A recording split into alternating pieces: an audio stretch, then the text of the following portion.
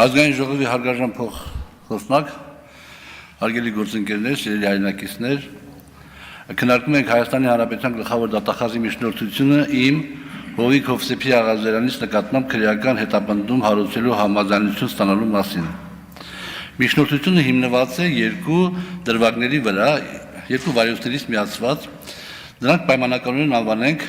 ոչխարների արտահանման գործ, մեկը մյուսը անվանենք $23,000 ենթադրյալ կաշառքի գործ։ Փորձեմ առանձին ներկայացնել պարզաբանումներ։ Նախ անդրադառնամ ոչխարների արտահանման գործին։ 2023 թվականի օգոստոսի 8-ին ես Սևան քաղաքը Սևանա լճի կողքին է։ Սևանա լճում եղել եմ հանգստանալուց։ Ես չեմ գնում Սևծովեր, Եվրոպաներ, մեկ էլ մյուսներ, հանգստանում եմ Սևանում ամեն տարի մեծագույն հաճույքով։ Զանգում այն Սլավիկ Պողոսյանը։ Եվ ասում, մենք ծանոթներ էինք, եւ ասում, որ խոսալու բան կա, պարոն Աղազարյան։ Ասեմ, հա, Սլավիկ ջան, վաղը գանդեպենք զրուցենք։ Չէ, շտապ խոսալու բան կա։ Ասում, Սևանում եմ, Սլավիկ ջան։ Ոչինչ, ես կգամ, եթե հարմար է։ Ես անհանգստացա, որովհետև մի փոքրիկ ուրիշ կոնֆլիկտային իրավիճակ կար, որին ես տեղյակ էի, ասեցի երևի թե բարձրություն էր առաջացել, մարդ ուզում է գա, դրանք կարամ օգտակարել եմ, թե չէ։ Եկավ։ Ես հելա ճանապարհի եզրին մեքենայով եկա, մեքենան կանգնեցրեց մի որոշ հեռավորության վրա, ինքը դուրս եկավ մեքենայից եւ մենք այդտեղ զրուցեցինք։ Սլավիկ Պողոսյանը ինձ ասեց, որ ընկեր ունի, ով Էմիրատների հետ կապ ունի եւ կարող են ոչխարներ արտահանեն, բայց մի հատ խնդիր կա, որ երբ որ ոչխարները արտահանում են, պետք է ինչ-որ կարանտին անցնեն, տեղափոխվում են եւ քաշ են գցում, հնարավոր է արդյոք խնդրել համապատասխան մարմիններին, որպեսզի այդ կարանտինի այդ գործընթացները, անաստաբուժական գործընթացները անցկացնեն, ոչ թե ոչխարների տեղակայման վայրում անցկացնեն, ոչ թե բերեն եւ ոչխարները քաշ գցեն։ Ես որ տեսա, որ խոսքը չի վերաբերում են խնդրահարույց հարցին եւ կներեք մի քիչ ես ասեմ գինովցած էի, ասեցի որ Սլավիկ ջան, չեմ կարող միանգամից պատասխանեմ, բայց կմտածեմ, կճշտեմ, կպատասխանեմ, վաղը կամ այսօր կպատասխանեմ։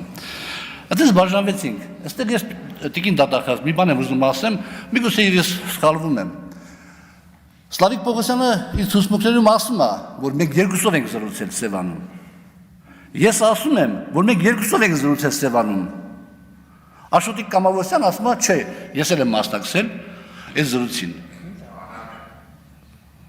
Ինչպես։ Հա, որ ինքն էլ է մասնակցել զրույցին։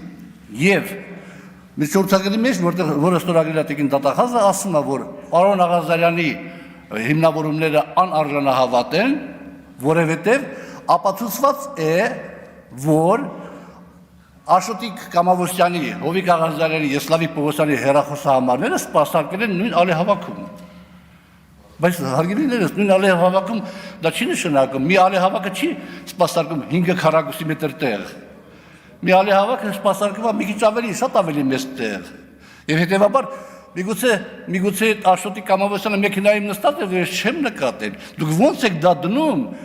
Այսպես որպես ապացույց ես ամեն ինչի հիմքում եւ կարեւոր ձևով եւ իմ խոսքերից անարժանահավատ եք համարում եւ երկու կողմ ասում են մեկ առանձին եք զրուցել, երրորդ կողմն ասում է որ ինքն է մասնակցել զրույցին։ Իմիջիալից այդ Աշոտիկ Կամավոսյանին ես առաջին անգամ հանդիպել եմ առերեսման ժամանակ, որին ես երբեք չեմ տեսել։ Բայց ինչ է տեղի ունեցել։ Ես հաջորդ օրը որոշակի ճշգրտումներից հետո զանգում եմ Սլավիկ Պողոսյանին, ասում եմ, որ Սլավիկ ջան, այդ խնդիրը մանա ես չեմ կարող օգտակար լինել, որովհետև խիստ կանոնակարգված է, ապարատուրաներ, բաներ եւ այլ, դա հնարավոր չի, ներող կլինես։ Չէ, գամմա ճշտենք էլի ամեն ինչը բան, այս կամ մեկում, ասեմ, դե ինչ ճշտելու բան կա, հիմա ես պատասխանեցի, չի ասում ուրիշ խոսալու բան կա։ Պայմանավորվեցինք հաջորդ օրը որ գա։ Հաջորդ օրը ինք եկավ Աշոտի հետ, ոմն Աշոտի հետ, որը կապ չունի, այս նույն Աշոտը չի։ Որ այդ Աշոտը եկավ, ուրիշ մարդ էր այդ մարդը, ես այդ մի Աշոտին եմ տեսել այդ ամբողջ ընթացքում։ Իսկ մյուսը Աշոտիկ անվանենք, որին տեսել եմ բանի ժամանակ, առերեսման ժամանակ։ Այդտեղ էլի այդ խոսակցությունը բացեց, ես ասացի, որ ես չեմ կարող օգտակար լինել, որովհետև որևէ մեկն չի կարող օգտակար լինել, որովհետև դա անհնար է, ամեն ինչ այսպես կոչված կամնակարգված է։ Ու ուզում էի եւ փորձել լքում էի տեղը հանդիպան վայրը, դες ձեռները իրանք մի երկու բան խոսացին իրանց համար, ես գնացին։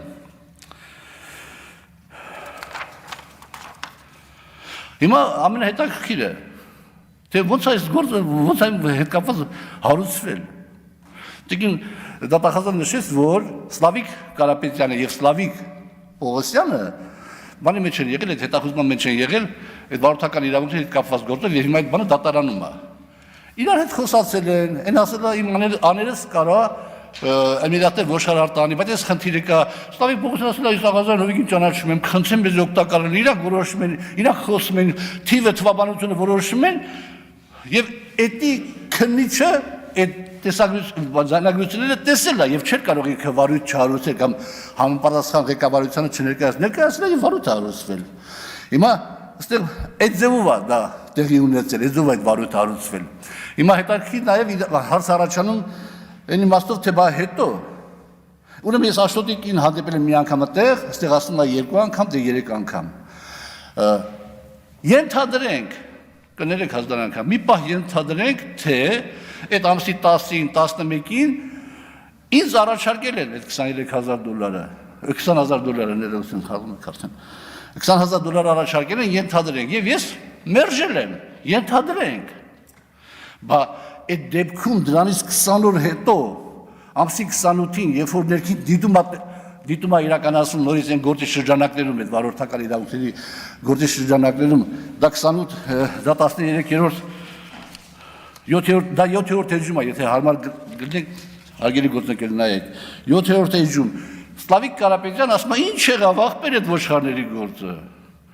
Սլավիկ Պողոսյանը սկսում է արդարանալ, հետևաբար խնդիրը այդտեղ է, երկու Աշոտների մեջ եւ այդտեղ է, ես այդտեղ որևէ կապ չունեմ։ Հիմա ասեցի ես իմ խոսքում, որ Սլավիկ Աշոտիկ Կամովոսյանին տեսել եմ առաջի անգամ առերեսման ժամանակ։ Մենք փաստաբանից հետ մշակել ենք մի հատ տակտիկա ունենք, որ ես երևի թե մեզ կհաջողվի նախաքննության փուլում ապացուցենք, որ երկու Աշոտ ա եղել բոլոր դեպքերում եւ ոչ թե մեկ։ Սլավիկ Պողոսյանի տղան այդ բանի աշնան կողմերը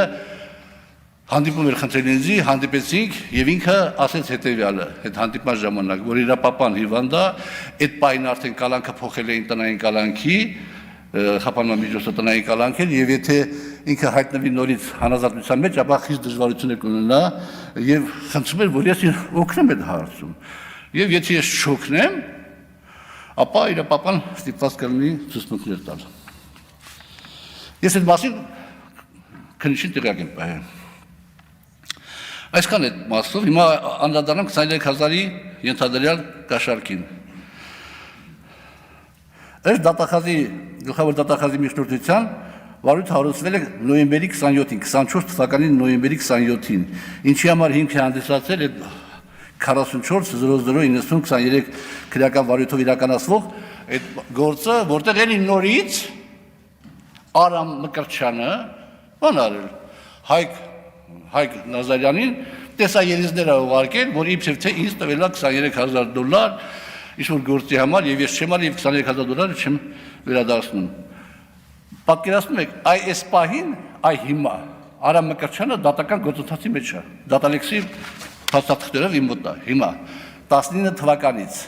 էլի խարդախության հոդվածներով, մի քանի մարդու խաբեությամբ մի քանի մարդու փող ավերցրել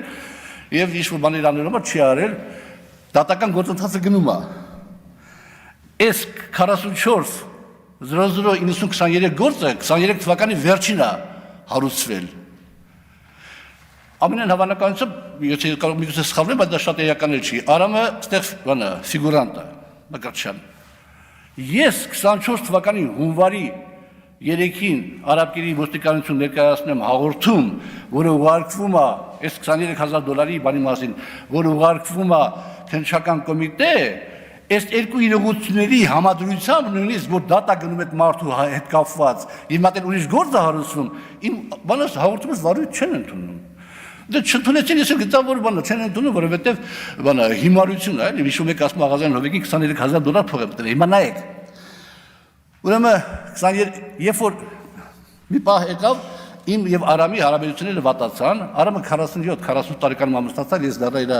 վստահականության քավորը եւ դες նորմալ հարաբերությունների մեջ էինք։ Այդ ընթացքում ես որ հիպոթեկով բնակարան էի ձեռք բերել,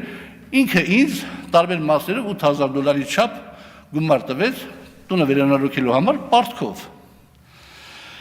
Զուգահեռաբար տեղի ունեցավ այդ հայտնի իմ նամակը Քախշինին իր առաջարկությամբ, ես ասեցի շատ լավ ծրագիր է, եթե կա ներդրող, որ դպրոցը քանդի, իր հաշվին դպրոց սարքի, կարող է կարելի կլինի հող տալ, որ բազմաբնակարան շենք կառուցի եւ ինչ-որ գումարներ աշխատի։ Ես դրեցի Քախշին կոմիտետից պատասխանը ստացա, այդ ընթացքում արդեն Արամի մասին ինձ որոշակի ինֆորմացիաներ եկել էր, ես զգուշացա, ասեցի Արամ ջան, հաջորդ քայլ անելու համար, ասենք քաղաքապետարան դիմում գրելու համար, կառավարություն դիմում գրելու համար, չգիտեմ, նախարարություն դիմում գրելու համար, ես պետք է ծանոթանամ այդ ներդրողներին։ Երկու օր հետո ինք հաստավ այդ ներդրողները, որոնք կային, բան են արել, մի քիչ ձգձգվեց, փոշմանել են, ուրիշ ներդրողներ կան, ասեմ ես ոչ մեկին չեմ ճանաչում, մի տարբերություն չկա, ես պետք է ծանոթանամ այդ ներդրողներին։ Պայմանավորվեցինք, գնացինք Ազնավուր սրճարան, տեսա մի հատ Արսեն անունով տղայի, որի հետ ծանոթացել էի 4 ամիս առաջ, էլի Արամն էր ծանոթացրել։ Հետո եկավ այդ Արսենի ընկերը, խոսակցության մեջ հասկացա, որ իրանք իբրև թե պետք է այդ բանը կառուցեն։ Ես արդեն հետո Արամը եկավ։ Ես իրենց ասեցի դուք, որպեսզի այդ ծրագիրը, ասենք, հնարավոր լինի անել, դուք պետք է ցույց տաք ձեր հաշվին 2 միլիարդ դրամ գումար կամ գույքային ապահովություն։ Հակառակ դեպքում դուք ո՞նց եք անելու։ Եթե ես այդքան հիմարել եմ, որ այդպեսի բանով գրեմ, այդ ծրագրով գրեմ կառավարություն կամ գրեմ քաղաքապետարան, քաղաքապետարանում հիմար չեն լինի, որ ծրագիրը հաստատել։ Դուք ով եք, ինչ եք ներկայացնում ձեզնից։ Ասիկը կատլավանը փորեք, գումարները վերցնեք շենք չսարկած ու թռնեք։ Ես ասեցի, որ չկա այդպիսի բան։ Դրանից հետո Արամը, այն որ գիշատիչի ձեռքից խլում ես իր զոհը կամ չգիտեմ որսը, այդ ձևով իմ հետ խոսած, որ միջև այդ պարոն Աղազդարյանն է հարգալից բան խոսած, աչքերը դու ասում զրկեցին ինձ 40 միլիոն դրամից։ Մի ուրիշ դրվագով էլ, միշտ տղայիս համար բնակարան էի ման գալիս որ գրվենք, ինքը ասեց, որ ես ծանոթ ունեմ կառուցապատող։ Այդտեղ ինքը լավ գներով կտա։ Գնացինք, Դավիթ Հաշիմն էր, թանկերը չհամաձայնվեցինք։ Ես չհամաձայնվեցի։ Հետո այդ կառուցապատողի հետ ես հանդիպեցի Երևանի ավականությունների հետ կապված դրամահավաքի ժամանակ հանդիպեցի, ինքը ինձ հարց տվեց, պարոն Աղազդարյան, Արամը ձեզ փող տվել է։ Զարմացա հարցից, ասեցի հա, ինչքան, ասեցի $8,000 չափ մոտավորապես, բանը բնակարանի վերանորոգման համար, պիտի միջև աշուն վերադարձնեմ, ասեմ խի, ասում $25,000 ես իրան տվել եմ, ինչ-որ պարտքով, թե ինչով, ինք ասում տվել եմ ձեզ, տվել Աղազարյանովիկին ու չի կարող վերադարձնի։ Իր այդ խոսացի Արամի հետ ասեցի, ես ինչ ասում, ասում ես բան չկա, ես սուտ ասում, ճիշտ է, ես իրան պարտք եմ, բայց ես չեմ ասել, որ տվել եմ ձեզ։ Վերջը, այս կոմենքում, հիմա ոնց ես այդ մարդու փողը վերադարձնելու, ասավ մի երկամսում կվերադարձնեմ, ասեցի ես խնդրեմ, որ ինք երկամից սպասի, բայց եթե դու չվերադարձրեցիր, ես այն $8,000 որ քեզ պարտք եմ, տալու եմ իրան։ Պայմանավորվեցի տվյալ մարդու հետ, եւ այդպես էլ եկավ, ինքը չվերադարձրեց եւ փաստաթղթավորված ես այդ $8,000 վերադարձրել եմ, տվել եմ այդ մարդուն, մեր մոտ գրանցված է։ Հիմա շատ մանրամասն չի լինում ներկայացնել այդ ամեն ինչը, բայց բոլոր դեպքերում, երբ որ մի տարի 23 թվականի վերջին Գոհար անունով մեկը շրջանառության մեջ դրեց, որ $23,000 ինձ գումար տվել, ինքը զանգել էր մեր քաղաքացիական պայմանագրի անդամներից մեկին Հայկ Նազարյանին, Հայկ Նազարյանը զանգել էր ՊՎԾ-ի աշխատակիցներից մեկին Արման Սմբատյանին, Արման Սմբատյանը զանգեց ինձ, ասեց պարոն Աղազարյան, այսպիսի հարց կա, ինչի մասն է խոսքը, ես ասեցի 2 ժամ ընթացքում խնդրում եմ կազմակերպես հանդիպում Գոհարի եւ Հայկի հետ։ Եթե չկազմակերպես հանդիպում, ես գնում եմ ԱԱՑ, չկազմակերպես հանդիպում, ես գնացի ԱԱՑ, ԱԱՑ հաղորդում, ԱԱՑ-ի հետ խոսացի, ԱԱՑ-ը որոշակի ուսումնասիրություններից հետո ասեց, որ ես դիմեմ ոստիկանություն, դիմեցի, արդեն ասեցի, որ վարույթ չընդունվեց։ Այդ ձևով այդ ամեն ինչ եղել, հիմա այդ գործի նյութերը վերցված է եւ դրված է այս ամեն ինչի հիմքում։ Հիմա այստեղ հարցեր են առաջանում, թե ինչու։ Նախ ես հարգելի գործընկերներ, ես հիմա այս գործի շրջանակներում Եմ աշխանով արժանահավատ կլինի ասածը, աշխանով արժանահավատ չլինի ասածը, բայց ես այն համոզման եմ գալիս, որ մենք որ պայքարում ենք քրեական ենթամշակույթի դեմ եւ այդքան լուրջ օրենքներ ենք ընդունում եւ անընդհատ պայքարում է դատախազությունը համապատասխան իրավական մարմինները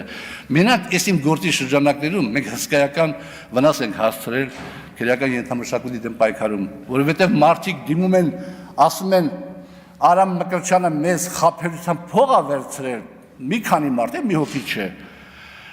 Արամ Մկրտչյանը մի տարի առաջ փետրվարի 15-ին հանգիստ լքում է Հայաստանի Հանրապետությունը,